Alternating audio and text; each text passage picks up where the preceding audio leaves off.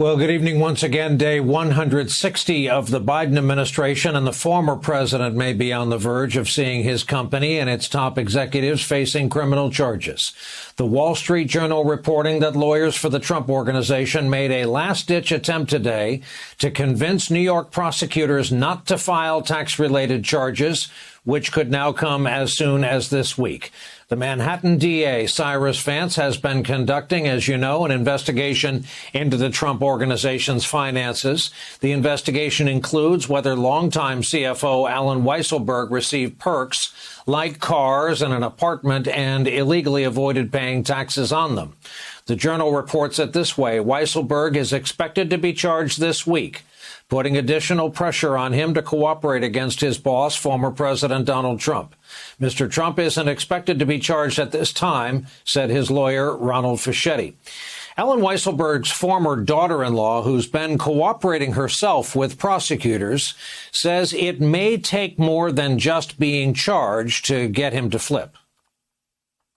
I think he'll hold out until the very, very last minute, until he is either shocked by something that they bring to the table and he's got no choice. But I think that Donald is probably promising him that he'll be saved. I think that that is something that he is loyally, blindly loyal to. Today, the former president again insisted the investigation was a partisan witch hunt, so his messaging remains the same. Lawyers for his company deny any wrongdoing. Ashley Parker, you get the last word. Is there any way to measure the level of concern in Trump world that a world of hurt is about to come down on them from the Manhattan DA?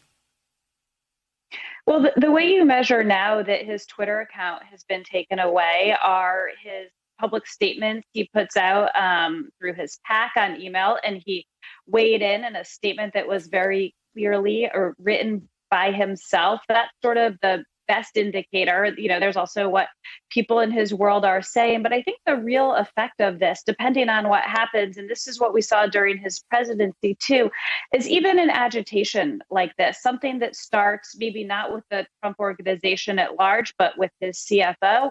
It's like a little pebble in his shoe that irritates him and makes him behave in increasingly erratic ways. Now, again, the stakes are lower because he's not president, but he is getting out there.